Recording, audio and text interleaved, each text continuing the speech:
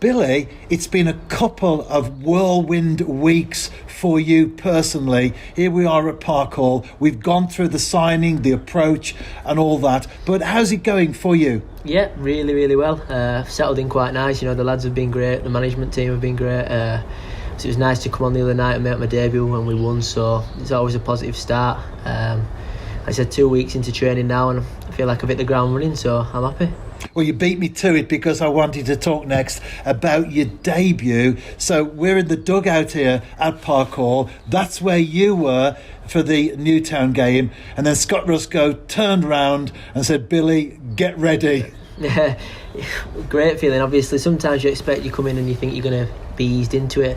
And I probably was, but obviously, I know it's a tough team to break into. Obviously, the success over the last few years. So obviously to come on so early into my in the side, so I'm happy. I came on, we scored 2 goals while I was on. It's always nice I think it brings you together closer to the lads when you always score when you're on the pitch, so it was a great feeling. Came on, got a lot of touches of the ball as well, so I was happy.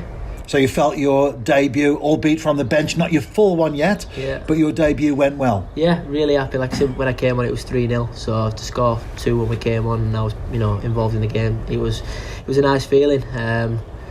And obviously we train on the ground a lot as well, so you're only going to get used to the pitch more, and like I said, getting used to the lads, it's a good feeling now, and for the next game I'm ready to hopefully give that a little bit more and make more of an impression if I'm involved.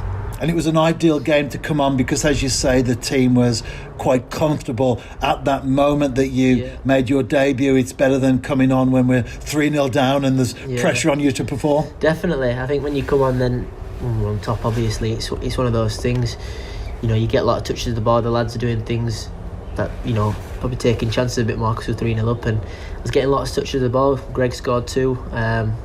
It was a good feel, like I said, to be involved in that. Got lots of touches, in and around the box as well, so it's always a nice feeling, and hopefully I can contribute a lot more till the end of the season.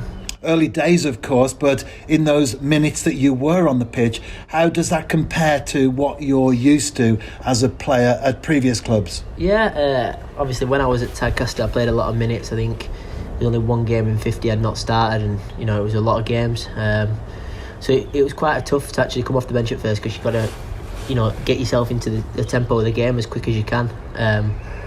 But no, like I said, I've got to earn my right to play, and I don't expect to walk into any team. I think you got to be out of your comfort zone, and I feel like I am at the minute. Sort of getting used to training every day. My legs are feeling it, but I'm recovering right. But like I said, I'm used to playing every single week for 90 minutes. But if I've got to buy my time, I will, and hopefully impress Evo and Scott every single day, and the lads as well. So. And you mentioned Tadcaster.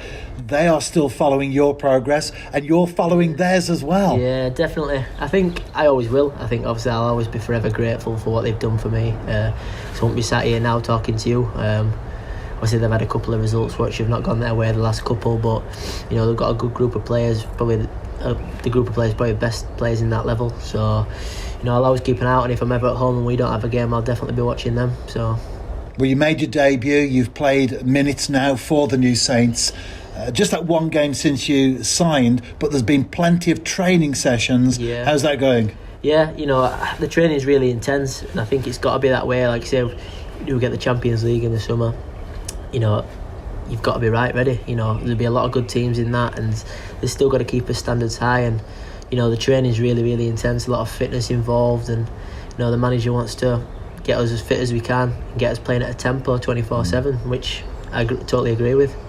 And it's not just all hard work as well, because today is Valentine's Day, and you're going out on a special date with someone. Yeah, special someone. Yourself. Yeah.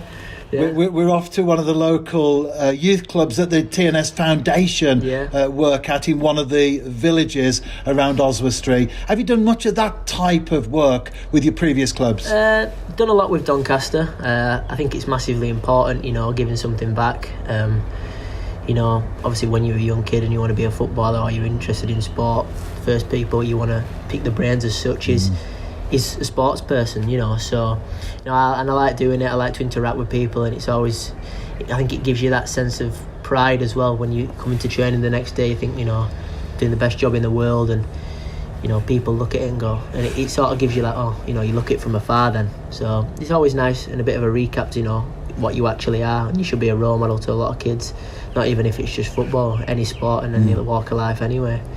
You'll certainly have that opportunity tonight, photographs, autographs, talking to the children, giving out some tickets for the game on Saturday. That's a side of a footballer that perhaps some people don't always value and appreciate. Yeah, I think some people can look at footballers on a negative side, but I think if you look at press over the last probably few months with Jermaine Defoe, James Maddison's just been doing that with one of the Norwich fans. And it is, a lot of footballers are family people, and a lot of people need to recognise that. And it's one of those things. You should be proud to do what you're doing every single day. You want to make your family, your friends proud of you, and every day you want to be the best person you can be, not just as a footballer, as a person. So.